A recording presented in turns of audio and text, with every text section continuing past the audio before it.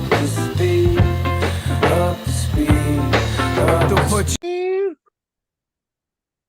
Live from the apocalypse, this is State of the Game.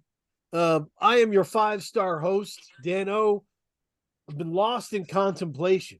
Think about the fact that Dick Vitale used to call athletes performing on television diaper dandies. And we were all cool with that. We all thought that was a great thing. That's a strange deal. How would you feel being called a diaper dandy at your workplace? Think about it. My co-host has been walking around all week yelling at people, saying you've been acting like a bitch out in broad day, and scaring me. Honestly, terrifying. Sometimes you just gotta let them know. You gotta let them know. That's it. Set boundaries. So this is State of the Game, and my co-host is K Diggy, back again. Mm-hmm. How are you, sir? I'm all right. Settled in. I'm ready. Settled in and ready to rock. And I am so excited. I've been listening to this individual for 3 years, and I think the first time I heard Kipp Stone, it was because of a review I think Tom Brehan wrote about Fago Baby. And I was like, this is one of the most complete players I've seen, just in terms of the fundamentals of doing rap. I was like, there's really no weakness here. And for starting from that position to elevate even further to where he is now, is really incredible, and something that I wanted to talk about. And he released 66689 Boulevard, the prequel, this year, and it's one of my favorite projects of this year. And I thank you for being here. Thank you for discussing. Thanks for having me. No problem. So, one of the themes we've had of this year, and Kay can attest to this, right, is like the moment when someone goes from a spitter to an artist. Mm-hmm. And I don't mean to demean being a spitter, right? Being a spitter is important and incredible. But I guess the way I would say it to you is like, when I first started listening to Kipp Stone, I was like, oh, that's crazy. Oh, a Screwface, right? And now I'm listening to Kipp Stone, and I'm humming the melodies to myself as I do shit. That's the difference between a spitter and an artist, right? There's people in the grocery store right now pushing a cart going red Corvette. That's being an artist, right? Being able to hook into people in that way. And you have managed to do that. There's a big difference between your first two projects and your last two projects, to me, in that way. Is that real, or is that an imagined narrative that I have? That's real, man. The wisdom of insecurity, bro. I'm hard on myself. I listen to my projects, and I just all you ever really hear on my projects is me correcting myself from what I missed from the last, the last project or the last time you heard me. I'm just trying to make improvements. Yeah, I think that's interesting. Kay, my theory on this, because he's absolutely, Kipp is absolutely right. Hard on himself, hard on others. What I would say is Kipp has a sharp, we always call like lyricist swordsman, right? With Kipp is a swordsman, but in the other sense, you have a sharp train of thought that slashes, and it slashes at you, it slashes at other people. Your thoughts are cutting at times, and so when you were dropping Homme and Fago, it was like, this is great music, but this is hard to do. Like, this is hard to deal with this world. But when you started, like, Room 109 really floored me, because that was when it was like, holy shit, like, we're grooving now. Like, we're finding grooves, we're digging into grooves. This music sounds fun while being cutting, which is a good mixture for me. Like to have that kind of sweet and sour situation. Yeah. Did that track with your listening experience, Kay? How did you feel about the first two versus the last two? Yeah, I mean, you could see the growth, and I think for me, it's the difference between being, like you said, a spitter and an artist is the vision, and wanting to not only expand what you're saying, but figuring out a way to connect the songs together in a more cohesive way to make like a statement project, or I'm sorry, have your project make a statement. Yeah. And I think that that's what I've seen, like when listening and comparing the two latest projects. That's what I've seen, particularly in the what is 66689. Yep. Yeah. Which was an interesting title, because the association with 666 is not Yeah. good, but yeah, I mean, it was a very good project to me. Yeah. Oh man. It's intentional. That 666, the 666 is intentional. Yeah, because it's almost like an unconscious thing. Like when someone sees 3 6s, they just it makes them uncomfortable for some reason, or I should say me. It makes me feel uncomfortable. Yeah, that's the plan. And it's just one of those happy coincidences, man. Like it just so happened to match where I was trying to go, and it was just like, yeah, it's perfect. Yeah. No, you've always been an organized thinker. Like if you listen to Homme, the continual like world be trash, people be trash, jobs be trash. These consistency of the refrains, you really build a world there within the lyrics. I think you've expanded that to like the art and the hooks and the guests, and just wanting to make sure that the world is as unique as possible. Does that make sense? Yeah.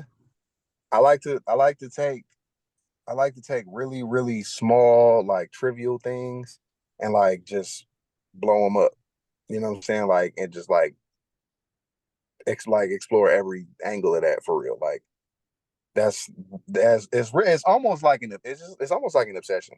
Like I love taking really, really, really small things and turning them into this just big, huge world of, you know what I'm saying, where they could be thought, music, whatever you want to, whatever you want. What do you think inspired that? Like where did you get that from?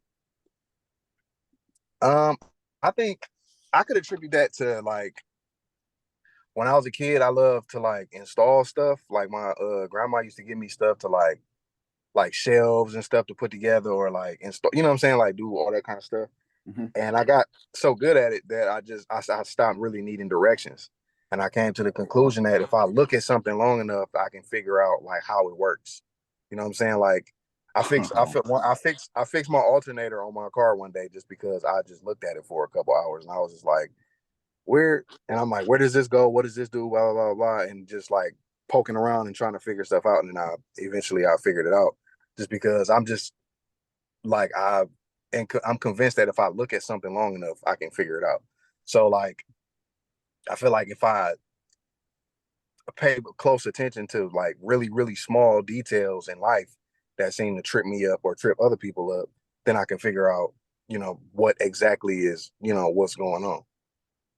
If that, you know what I'm saying, if that makes any sense. Like for a while, I walked around like with my stomach in knots, like while I was working on this project, and I just was like, just had like just a knot like in my stomach. And I'm like, what the fuck? And it's like every time I was doing something, like I could be like out drinking or something like that, or like just out in a, you know what I'm saying, in a social setting. And I'm like, damn, why the fuck do I feel so uncomfortable? And if I sit with it long enough, I can figure it out. And I figure out that I have social anxiety. So I like, you know what I'm saying? I can only be outside for so long before it's just like, all right, everybody get the fuck away from me type thing. But that's essentially the end game, is to like ponder and sit with something long enough to like actually figure it out. Oh, No, it's you got to sitting with yourself is important, and it's a big part of this album. I love the interludes and interspersing of people giving you really tough analysis of who you are. Mm-hmm. It's really fucking cool because when you start to realize and take stock of yourself, and you're like, yes, I'm a great person and I've done great shit, but I'm hard on the people around me. I'm hard on these people who are great. And so I need to start owning that. Yeah. You know? For real. Do you think all of your music has dealt with that, or do you think that has changed over the course of this run? It's all been reflective. Like that's just the kind of person I am. I'm just like a really, really reflective person. And I'm, an introvert, homebody, all that, you know what I'm saying? All of that. So it's just quite naturally that's all I can, really talk about. And especially when life get boring for real, like, you know what I'm saying? If I feel like I don't got nothing to talk about, then I just won't say nothing, and you just won't hear no music from me because I feel like I ain't got nothing to talk about. Right. So I feel like if I'm just constantly reflective, then I always have something to talk about because I'm always just like trying to figure shit out, or you know what I'm saying? Like, yeah, leaving no a stone unturned in terms of like reflecting and self-reflecting and all that kind of stuff. Now, when you, as a musician, when you were starting out, was that always your intention, or did you eventually, I don't know how to phrase this question. Did you eventually, seeing what you like were doing in the physical world, start bleeding into music, or have you always had that approach toward music, like I'm going to use my music to examine things in the same way that I fix my grandmother's shelf by looking at it? No, actually the other way around. I noticed that stuff that I was writing and so on, because I started out rapping about what I wanted to do, who I wanted to be, and you know what I'm saying, but I was speaking to it from a place of like it's happened already. You know what I'm saying? Like, how like it's the when I get on, I'm gonna do this, or when I make this much money, I'm gonna buy my mom this. You know what I'm saying? Like that kind of stuff. Mm-hmm.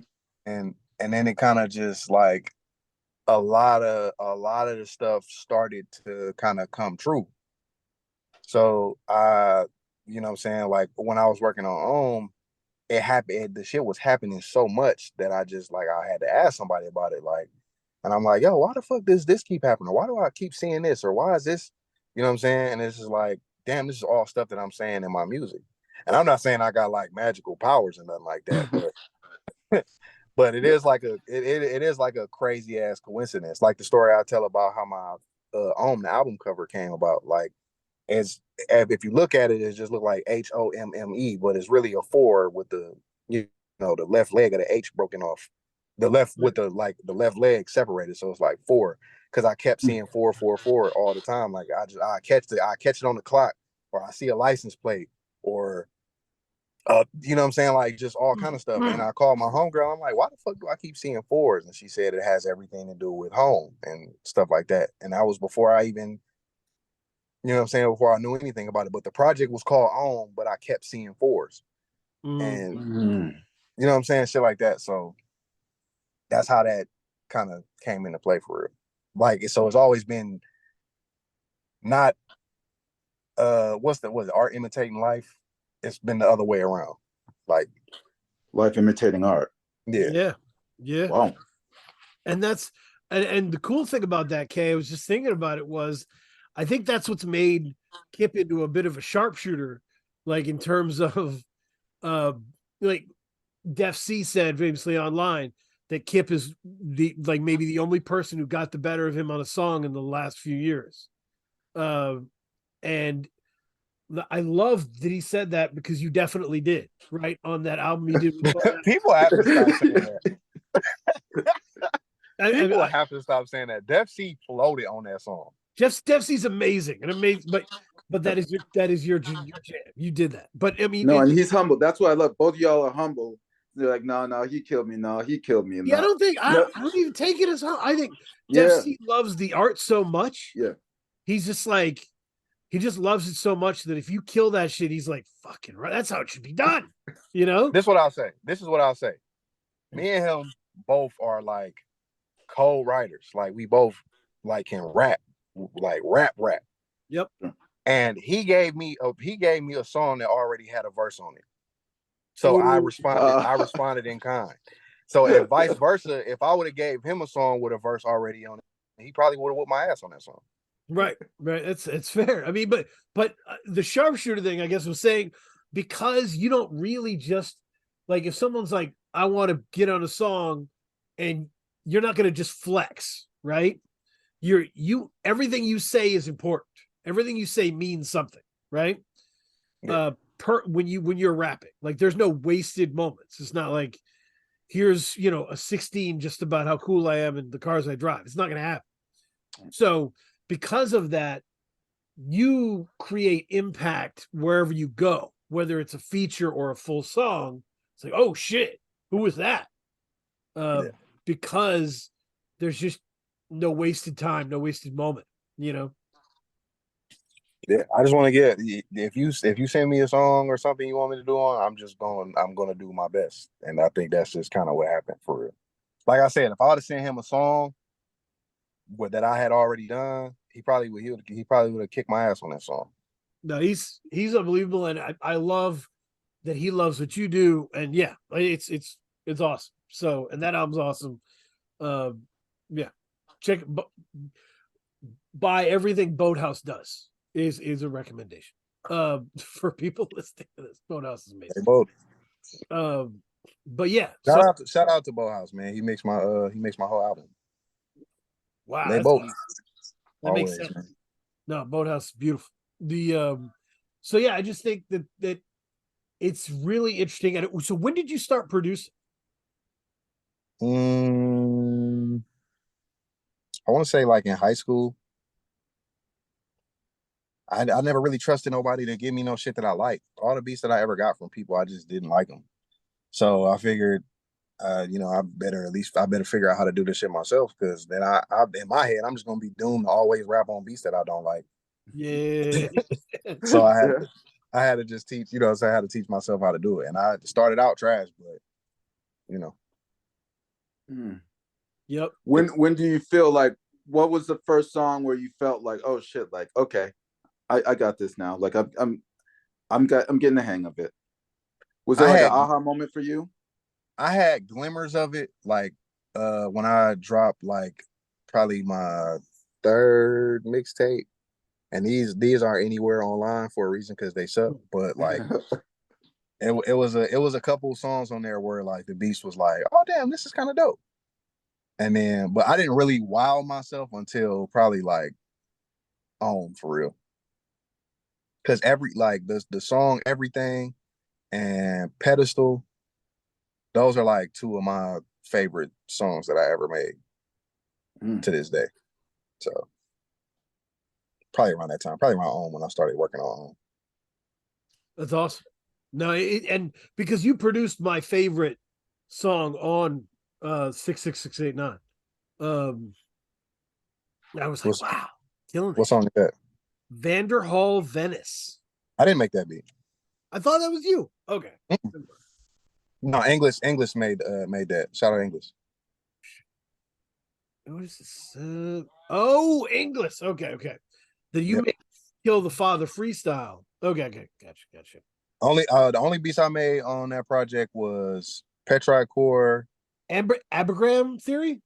Nope. Only beats I made on there was Petrite Core and 18 the Hard Way, I believe. Oh, 18 the Hard Way. Okay, 3 and 4, tracks 3 and 4. Yep.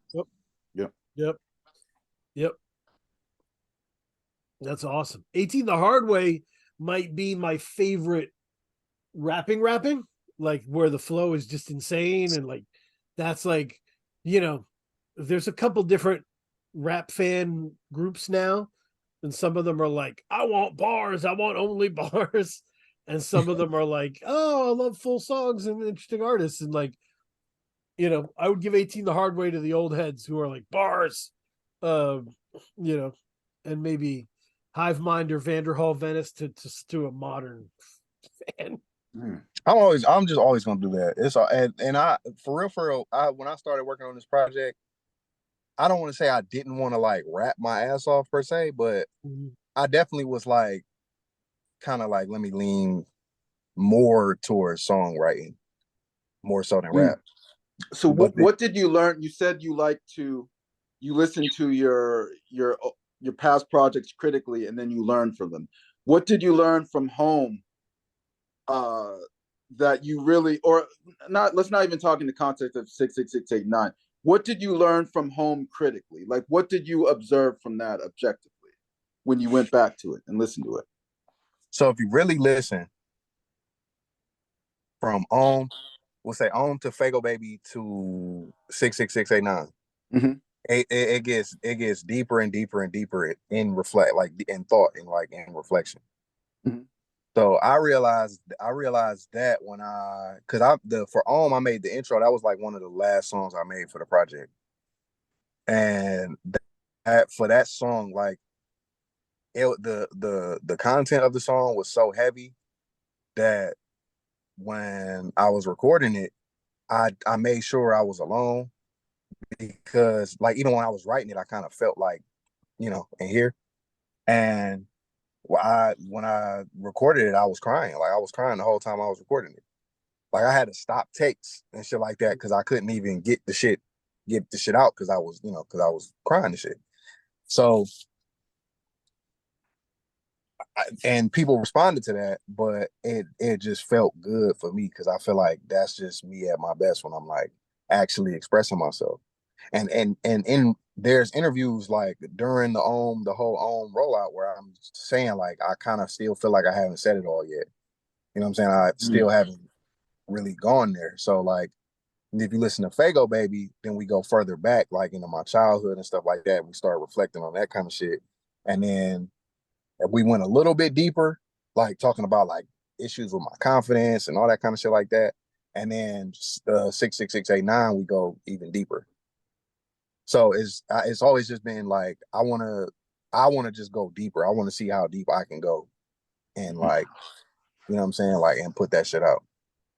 Yep. No, that's awesome. The yeah, and I think Fago Baby, the title track, was one of the first things in your catalog where I was like, oh shit, like the groove is here. Like this is a fun, groovy, like that's like a song you could put on at a barbecue. Yeah, that was a plan because that project really wasn't, and I still don't think it was like a dark project, but it was meant to be like kind of like fun and sell it because all of this was that whole album stems from conversations that I would have with my homie Trav and Nuke about just how fun our childhoods was and stuff like that. So like it was kind of like it's definitely one of my brighter projects for real, even though I'm talking about some really deep shit on there. Yep.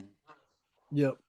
Yeah, I mean, I think Room 109 was specifically when I realized that you were growing to a great extent, right? And I think, obviously, once someone, and this is a tip for fans, right? If you love this music and you hear somebody and they released a dope project and then they released another dope project, just buy whatever's next. Like it's okay, right? Like just give them, they've earned that, right? So basically, I'm going to buy Room 109 when the pre-sale starts. I don't need a single. I'm good. I know Kipp's there, right? Right. Then Moon Groove comes on and I'm like, holy shit. Like this is some other shit. Like this is like some two-stepping on a boat in a white suit music. Like we're doing this. That see Room 109 was fire in that regard because like up until that point, everybody thought I was just by myself making music. You know what I'm saying? Like everybody thought I was just sitting in a room somewhere by myself, which is kind of true because I do record and make music by myself. But people don't realize that I got like a whole tribe of people that we all, you know what I'm saying, make music together. And I wanted to give everybody their specific time to shine. So like Moon Groove, that was when I was working with with the homie Trav, and his music is like, well, the album that we was working on was like funky and groovy and fun to listen to, you know what I'm saying, and bouncy. So that's what his contribution to the project was like, Yep. was that. And then Gates, who is also like super, super reflective like me, but his shit is like a little bit more palatable because he just, you know, like just like the tone of his voice and how he say stuff is like it's a little bit more palatable. You know what I'm saying? Gates 216, he delivered there. So like, yeah, that was that. It was definitely, it wasn't a challenge, I won't say, because this is all stuff that we was just like working on like at the time.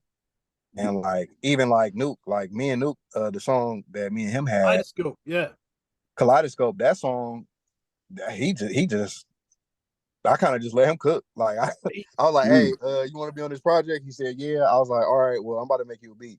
I made a beat. I left, came back. He had the whole song ready to go, and I was like, damn. But that's all right. That's me. That's mine and his relationship though. Like, I make him some shit that, and I'll be like, yeah, I want it to sound like this, or maybe you should try it like this, and then he take it and do something completely else with it, and I end up loving it more than, you know what I'm saying? And like, then so I've always wondered, do producers ever do that with you? Like, hey, like, yo, Kipp, I'd love to hear this from you, or I'd love to hear you talk about this, or I'd love to hear you try to rap in this type of way. Like, do you ever get suggestions like that, or do you really just hear the music and just go off of that? People have, but I probably wouldn't listen. That's fair. Can't nobody tell me what kind of song to make. You know what I'm saying? Especially since I do work on all my shit pretty much by myself. But I like if I'm sitting there with like the homie, if I'm sitting there with like Trav or Nuke or Gates or somebody like that, and they be like, hey, say this like this, or maybe do this or redo this, then yeah, I'm always open to that kind of shit. But we'll never just sit down and be like, they'll never sit down and be like, hey, you should make a song like this. Or I'll never tell them like, you should make a song like this. I'll just have an idea of what I kind of want it to sound like. And I just, you know what I'm saying? Like, you'll take it and do what you want with it. But that feels like part of maybe an older era where like Dr. Dre was telling Rakim to say gangster shit in the studio or whatever. And like, Rakim was like, nah, I'm good. Like, but yeah, no, now it's about relationships, right? Like if you're working on a one producer album with a great producer who you trust and enjoy, you know, Boathouse, let's say you do a full album with Boathouse and you're cooking Boathouse, like, what if you did this? Like, you're going to listen to that because you know, that's cool. But like, no one's ever going to be able to say, you should do this way because like, I built this myself. What do you mean? Why would I care? Yeah, like, if it makes sense stylistically, then yeah, of course I'll do it. Right. But if somebody's like, hey, you should rap about killing motherfuckers, I'm like, come on, man. Right. Like even with Boat, like when Boat mixed the project, I had like he sent me back mixes, and then I have a couple notes. But then by the third or fourth song, he was just sending shit, and I was just like, all right, you got it. Like you figured it is what it is. Like just finish everything up and send it. I trust you now. Like so, yeah. I've always been afforded the luxury of having relationships like that musically, where it's just like, don't ask, don't tell. Like what's understood don't got to be explained. If you're working with talented people and you get on the same page with them, like don't mess with the page, you're good. You know, like now you go. And that's why Room 109 was so dope to me, because that's something that's missing with a lot of producers, and Bauhaus is really good for this too. It's just like, I'm gonna make the beat, I'm gonna do what I can on my end, and then whatever else, like once you take it, it's yours. You know what I'm saying? Like, and I like, so my opinion on how something should sound, or if I add a sound and you don't like it, I won't argue with you because it's your song. You know what I'm saying? I'd rather just try to find a common ground of like, if the beat needs something else, then we'll just try to find something else for it, versus me just being married to my idea, because it's not. While I am producing the song, it's still your song. Yep. Yeah. No, and the cool thing, Room 109 starts with you and just like rapping.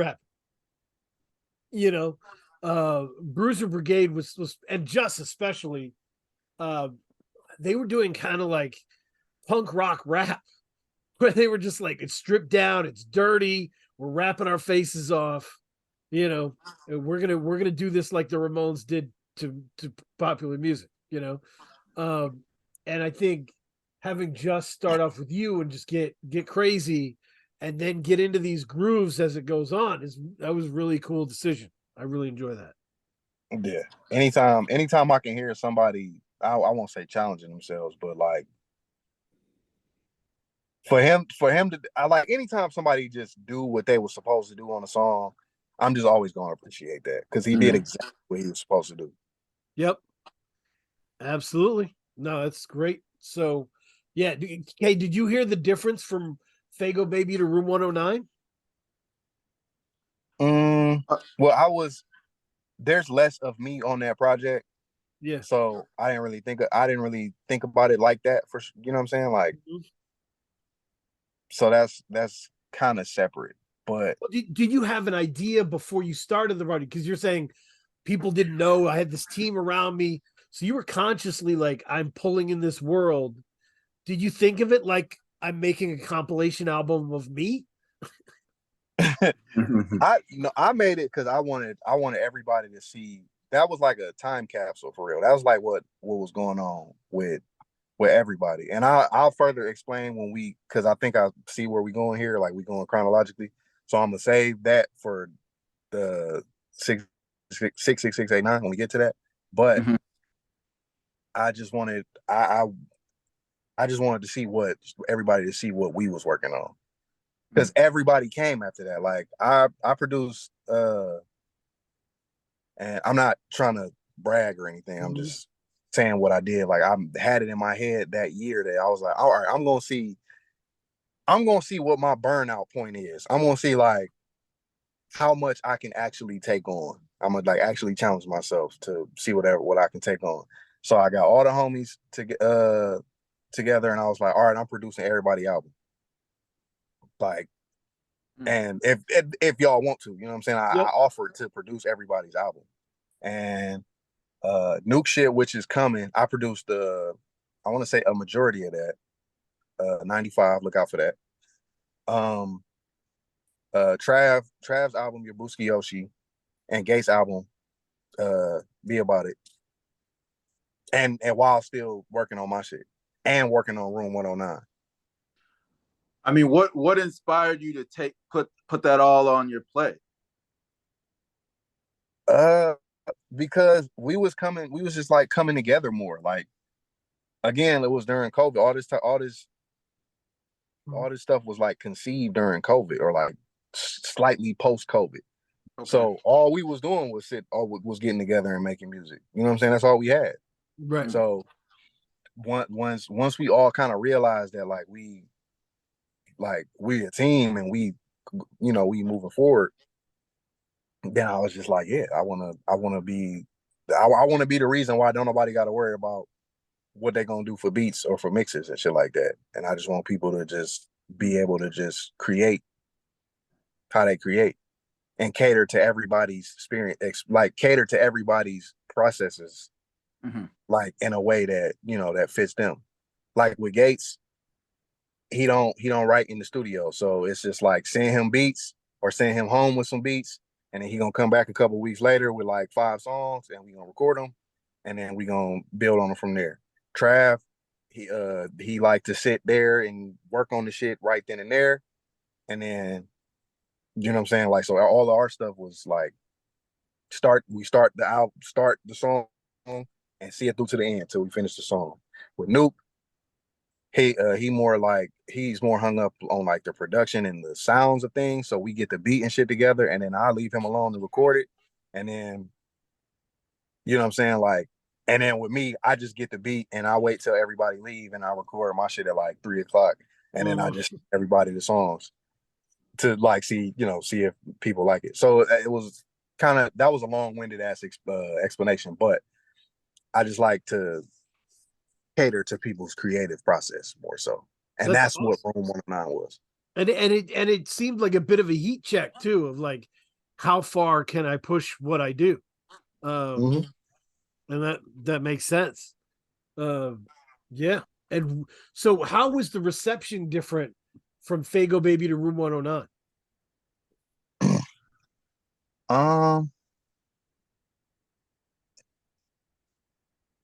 Room 109 was different because everybody's fan bases and everybody that supported each person specifically, it's like they just got to have that.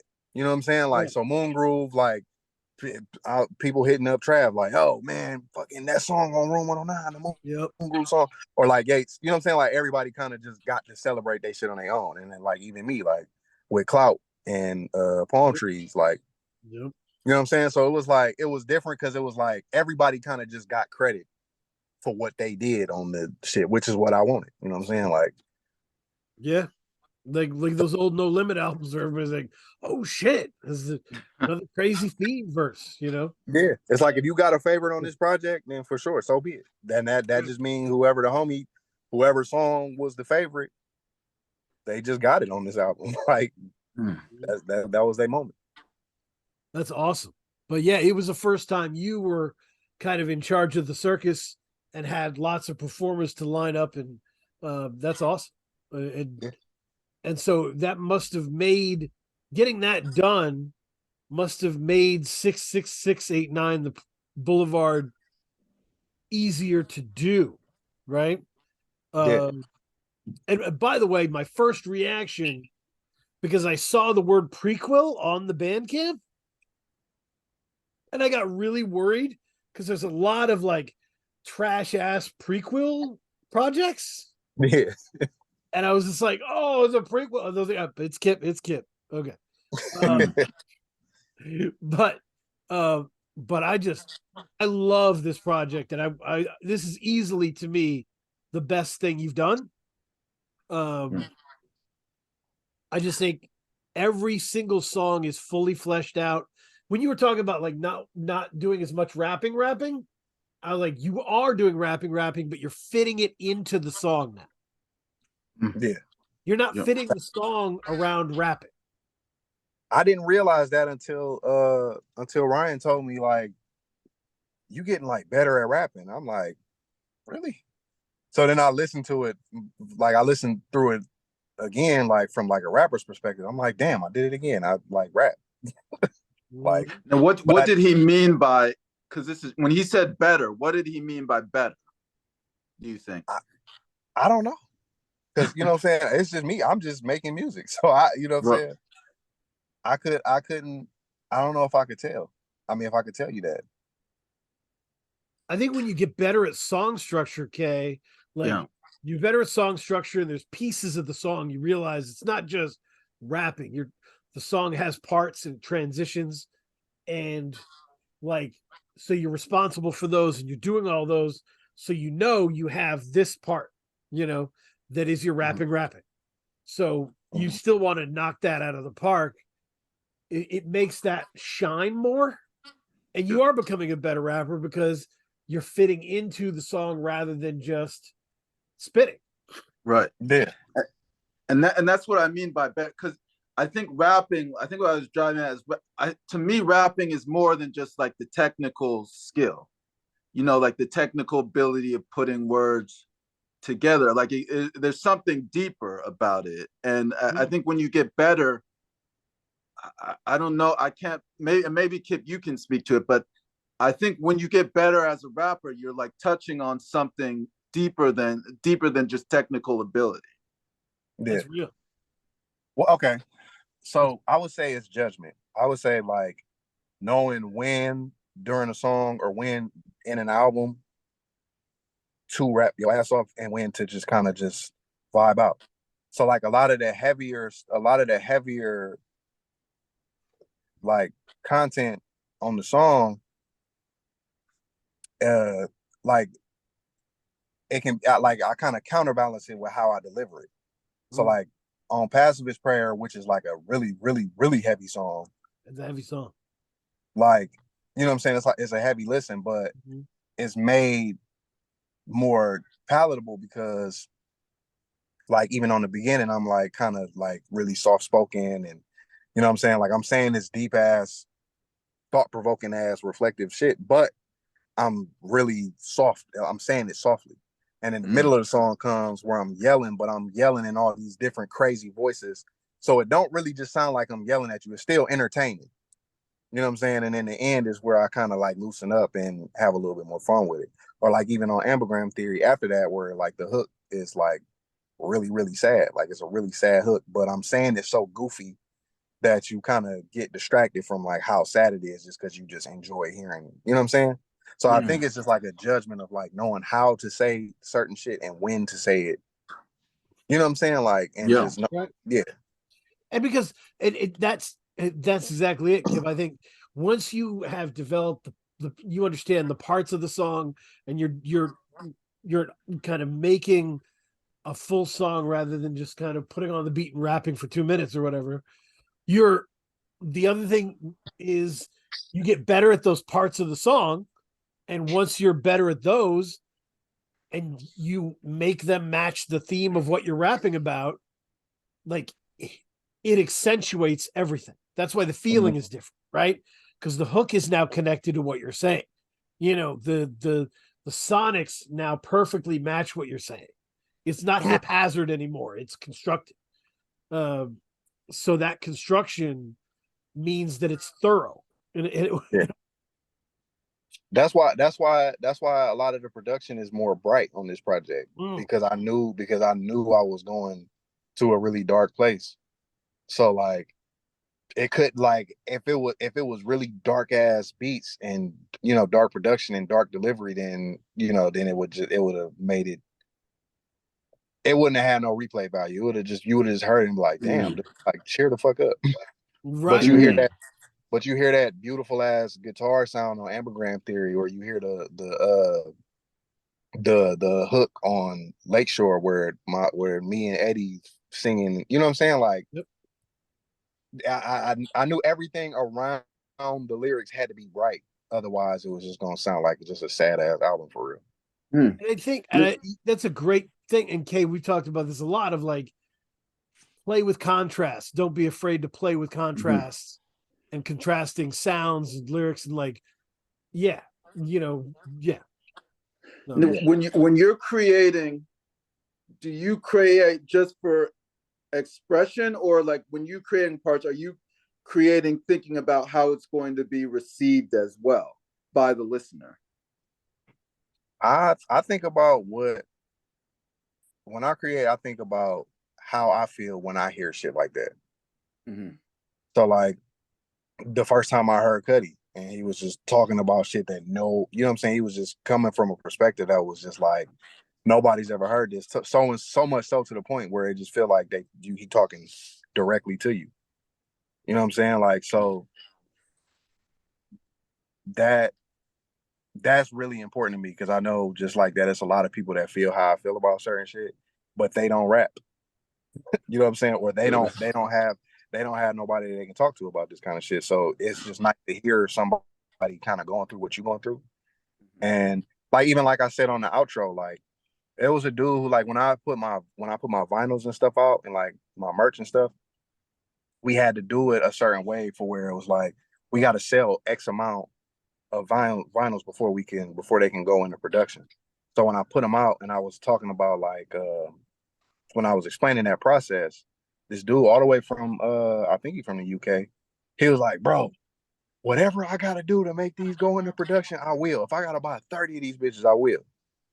And he always hit me and just tell me about like my music. He'd be like, yo, bro, you speak to this part of me, and I, you know what I'm saying, I appreciate you for this, and I, you know what I'm saying. So like I shouted, that's why I gave him that basically the end of my album, like just to let him know, like that's why I do this shit. Like I do this shit for people like me that just might not be able to vocalize exactly how they feeling. And it's a smart thing that has good consequences, right? If you're making music for what you would want as an audience member, which means you build an audience of people that share your values. Yeah. Right. So you get to have fun making music for them because they're going to want the kind of music that you want to provide. Whereas if you don't, and you think too much about the audience, you end up with an audience you don't like, because they like music that you didn't like making. Yeah, people can tell that people can sense that. Right. And if you turn a Kipp album on, you're coming to hear Kipp. You coming to hear how I feel. You coming to hear my music. You coming to hear my perspective. So if I stray away from that, then what the fuck? You know what I'm saying? What am I doing? Yeah, It's like you can't go to Burger King. You can't go to Burger King and try to get a Big Mac. Like if you came here, this is what you came here. So I think when artists kind of don't waver on that, and we can just appreciate them for that, then that's just really it's like you got people you listen to when you go to the gym, or people you listen to when you hustling, when you trying to go get some money, or people you hear when you want to feel good or when you want to dance. You know what I'm saying? Like everybody kind of got their own like real estate. Exactly. Yeah, I mean, and I've seen, you know, when you can tell someone is popular and making music they don't like, Mm-hmm. and like you can see it. And I remember people come up to me and be like, "Do you hate so and so?" And I'm like, "I don't hate dude because I can tell he hates his music more than I do." Yeah, You know? or like people like I love the albums from artists that you can tell that's the album that they wanted to make. Yeah, totally. I can't speak to this, and I hate talking like this, but I'll just say like Igor for Tyler. Yeah, I just feel like that's the album that he just really wanted to make. You know what I'm saying? Like shit like that. Like I love albums like that where you just hear like this is what I've been listening to, this is what I've been on, and this is what y'all get. I love it. When it's done correctly, because there's also that. Like you can try it and fail. Like that's the thing too. Yeah. If your most personal project is your least well done, I'm sorry. Yeah. You know what I mean? Yeah. That's unfortunate. You still subject to like people not liking your shit, no matter how much you love it or how cool you think it is. Like still not like it. Yeah. I'm not calling your feelings whack. I'm just the way you're expressing them. Yeah, just the way they sound. Yeah, no, that's great. But it's yeah, and this one is more you, right? It isn't a lot of features on this. It's not. So you kind of reclaimed that spotlight for yourself with I it. wanted to challenge myself. I wanted to see if I could hold people's ear throughout a whole project by myself. Mine is of course Eddie Pearl, who did like vocals on the songs, and Yada, who basically narrates the whole album. Yeah, that's great. Did a great work. Man. But yeah, I wanted to see if I could do that by myself. Shout out to having like female friends that can just tell you what the fuck is going on with you. Like that's fucking great. Yeah. But it's yeah. I think that, I definitely think this is the best project how have you felt about people and their reactions to it? Are people flocking to it? Do people love this as much as I do? Every single album that I put out, I've always had like all right, this gonna be the song that everybody like. I always like to play that guessing game. Like, all right, this is the song everybody gonna fuck with. And I'm always wrong. Every single time I'm wrong. So this time I have my favorite. Like I have my favorite song, but I was just like, I'm not even gonna think about what people gonna gravitate towards. I'm just gonna put it out. Yep. And what I can say is that everybody who hits me up has like a different favorite. That's awesome. And that is dope to me, because that just feel like, damn, you made a good album. And that's really all that I give a fuck about at the end of the day. So like, you know what I'm saying? Like somebody hit me up like, yo, Petrichord chords, you know what I'm saying? Or yo, Hive Mind, or Pacifist Prayer. Like that means the world to me. That's fantastic. And the albums that are really special to me and stay with me, I have new favorites every couple weeks, you know, because if you really love an album, I start to listen to my least favorite songs first. And because I've heard all my favorites, right? And so I start to really key into songs that I wasn't even into before. and so things shift and change, and your relationship grows with the album, which is real dope. I've had multiple different favorites on this album. Like, it first for a long time it was Vanderhall. Yep. Then I fell in love with Petrichor, and then Pacifist Prayer, and then Ambigram Theory, and then I went back to Petrichor because I think Petrichor is my standing favorite right now. That's awesome. Yeah, no, it's been a journey, and I think it's important.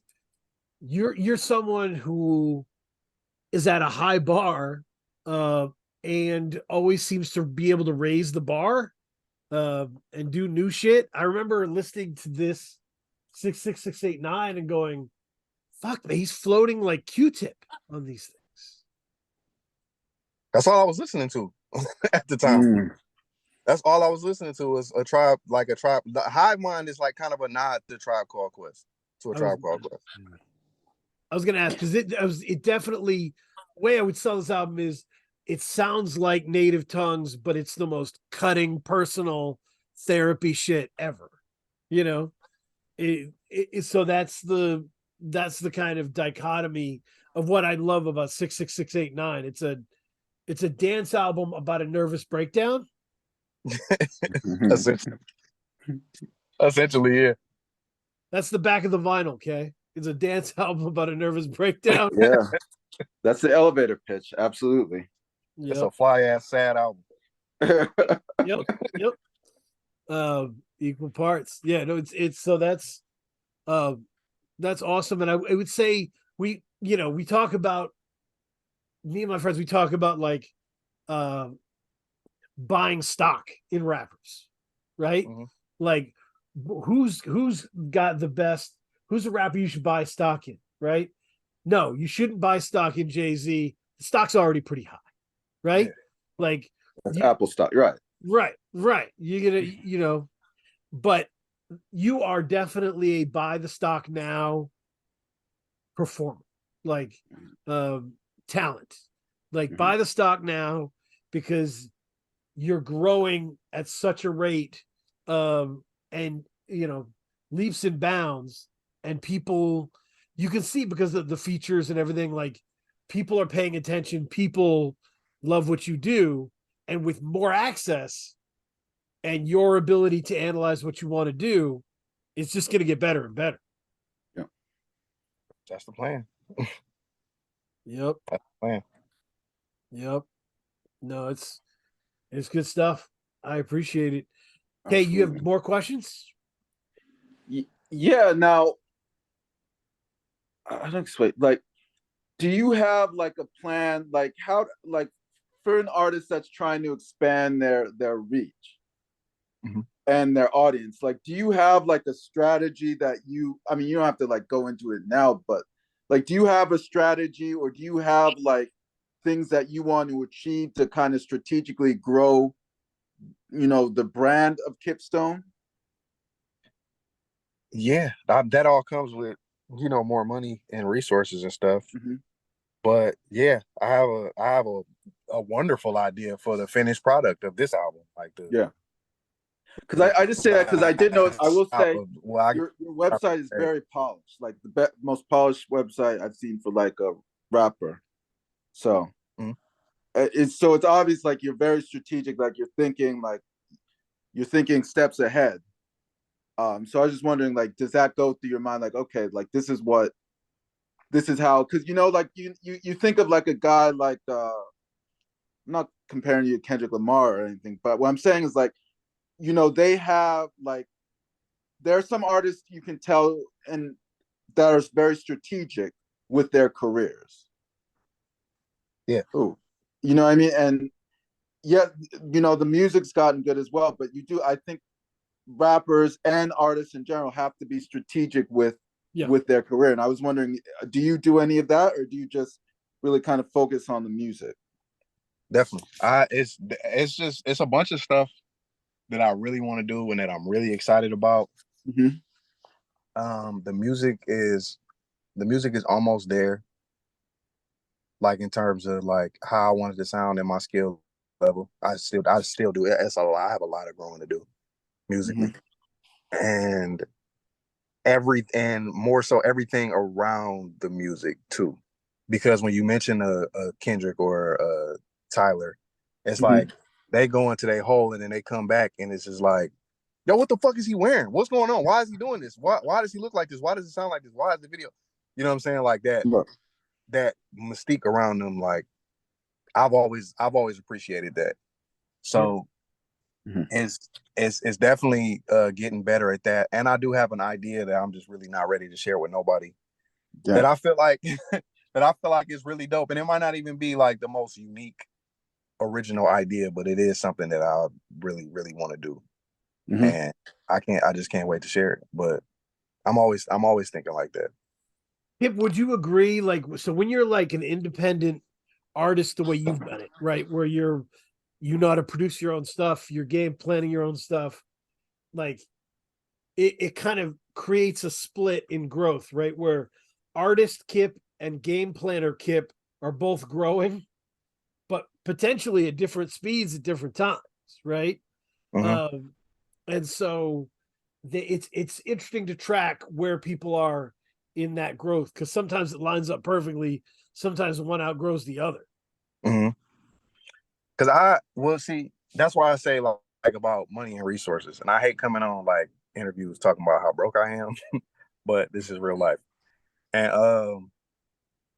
I think that all the planning and stuff, that's everything outside of the music, how it looked to people, how it's put out, that's all my team. That's all my man, that's all management Mhm. and PR. Like that's them.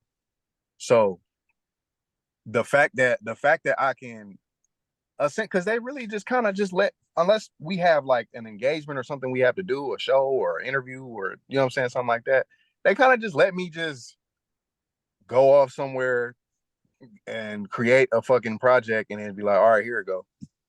You know what I'm saying? It's no, there's no pushback. There's no like, if I disappear for 6 months and then come back with an album, they just be like, all right, for sure. Right, Let's do it. right, Like, right. we did it. You know what I'm saying? Yep. And I appreciate that they trust me to just deliver. You know what I'm saying? And vice versa for me. Like I trust that like they gonna deliver. So everything dope that happened to me outside of people like just appreciating the music is all attributed to them. So when the money and the resources come, then they can really get into their bag and have something to like really, really, really get behind. Mhm. Like this is like one of the first. This well, I don't want to say, yeah, this is one of the first times like we came with something like this, if that makes any sense. Like this album sounding the way it sounds and the videos and all this kind of stuff. This is like one of the first times that they really had the tools to just, for me, I would say, like to just really like kick ass on a project. Mhm. And I think that the further I go and the more, you know, the better the situation get, then you'll see them really flourish, or you'll really, you know, Right. The bigger the budget gets, the bigger the vision can be. Right. Mhm. basically. That's definitely what's going on. Yeah. Kate, do you want to go to recommendation corner, or do you have Yeah. Yeah. let's do it? We're gonna recommend some music to listen to, Kipp. Uh Okay. so I got three, right? One is 14K Figaro, which hasn't come out yet, but it's Wyke and Tony Seltzer.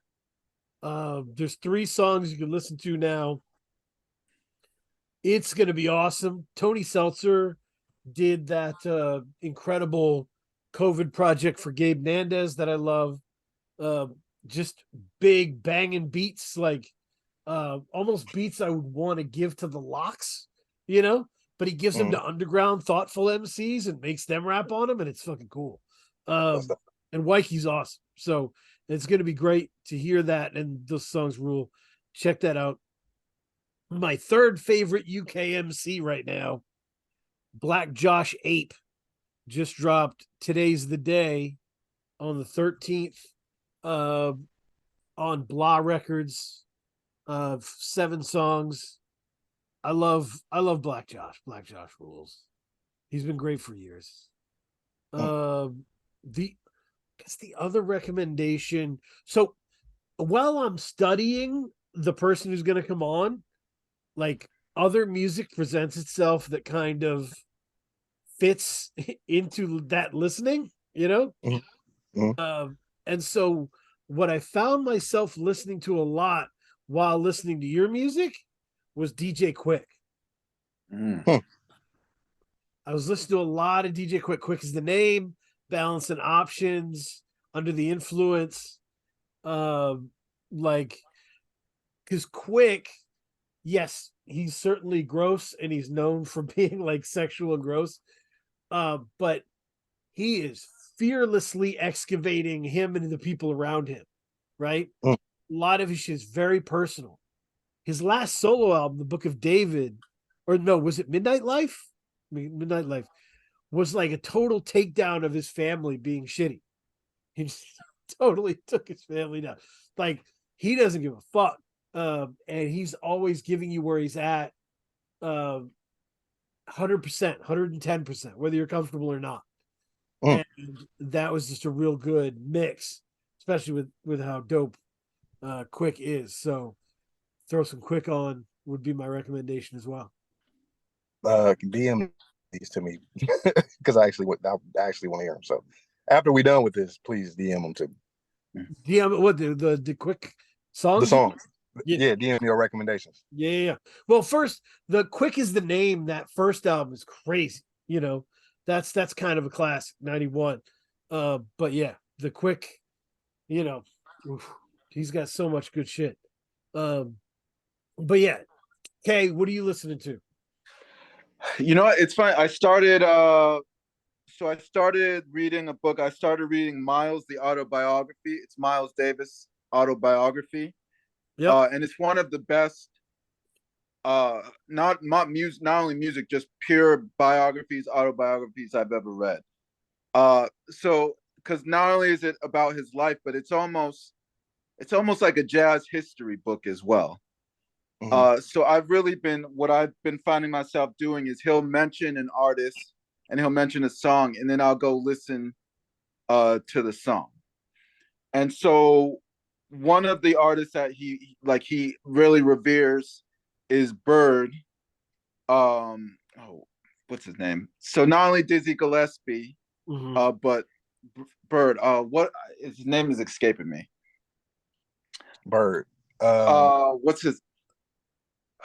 Not Donald Bird. I was just listening to it today. Not Donald Bird. No. Give me one moment. I have it on my iPod right now. Charlie Parker? Charlie Parker. Yes. Thank you.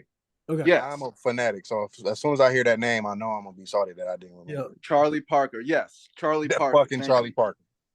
And so I've been going listening to the live recordings of Charlie Parker, and it's incredible. So that's what I would recommend. Just put on some Charlie Parker. Yeah. That's all the time, man. I'm obsessed with jazz, bro. Yeah. It's great. So I would highly recommend this autobiography from him. Yeah, man. I think the people when people start to get into jazz, sometimes they're like, I'm not musically smart enough to enjoy this jazz. Like, and I'm like, don't even worry about it. Just like enjoy the feelings the music gets you. Mm-hmm. And over time, you'll learn to listen for the bass line or the whatever, you know what I mean? Yeah. But jazz is an incredible training ground for you to understand parts and pieces of music. Yeah. It's been that for me. I think for jazz to be so all over the place, like sound how it sounds, like you hear the drums and it's and then the bass line is it's just like all of these components. And then to think that somebody actually intentionally wrote all of this shit. Yeah. Right. It's crazy to me. Like that is like jazz musicians are like aliens. Right. Like and it's really inspiring, like hearing how particularly Miles talks about his craft. And yes, a lot of it, what I realize is a lot of it is a lot of jazz is spontaneous, sure, like it's expression, but these guys know their craft. These guys yeah. understand music theory, and Miles would say he would, him and Charlie Parker, him and Thelonious Monk, they would sit for hours and talk about music theory. Yep. And so, I like what you did with this song right here. What were you doing? And they would sit and break down songs, musically speaking. And that you can just take that and apply that to anything you do in life, which I really found inspiring. Yeah. Yep. No, I mean, you get, yeah. I mean, I've heard that autobiographies Unhinged. I heard it's great. Yeah, yes, there are a lot of motherfuckers. He loves that word. I feel you. I've seen all of them, and I'm like I said, I'm obsessed. Yeah. But like, it's sometimes you can hear people. I was thinking of like Art Tatum or, Burt Monk is another one where like they didn't even always have great bands because people couldn't figure out how to play with them. It was like a new language, and I really think people like, especially Monk, created a new language, that in jazz, like you can connect, you can hear people hit piano keys and go, oh, that's Monk shit, because he played it a totally different way. Yeah. Hear that fucking horn and you just know it's like Coltrane or some shit like. Yep. Yep. Yeah, it's crazy. So yeah, Kipp, what are you bumping? What are you listening to? It's gonna sound like I'm just trying to plug the homies, but I'm dead ass. This is what I'm listening to right now. I have not really, since we made it, I haven't stopped listening to Trav Hen, your Booski Yoshi. I really, really sincerely hope that y'all both sit down and listen to that album because it's amazing. Is it on Bandcamp? DSPs, Tidal, Spotify, Okay. And 2 words, TRAV space HEN. Yes. Yep. And so Nuke Franklin, my best friend and partner in making music, he recently, like, so throughout the years, what I'm saying, his album has taken like 3 different shapes. And we finally figured it out, like got all the pieces and shit together. And that album is done. But what he did was he took basically all the throwaway songs and made a project out of them, and he put them on Spotify. So it's basically like a time capsule of like just music that he's made from the conception of the album he's about to put out till now. And yeah, I really think that album is special. Well, that project is special. I think people should definitely listen to it. And it's a song on there where called Spar, where we intentionally like hopped on the song to whoop each other ass. Like we both sat down like, all right, my verse is gonna be better than your verse. And you can hear it in the song. And I think that's really dope. That's awesome. And last but certainly not least, Be About It by Gates 216. Good deal. This man, like I feel the closest, like sonically, I feel the closest to him just because, we talk about a lot of the same shit. But like I said, he's just so much smoother and how he talk about it, like he just kind of hit the nail on the head more so. And yeah.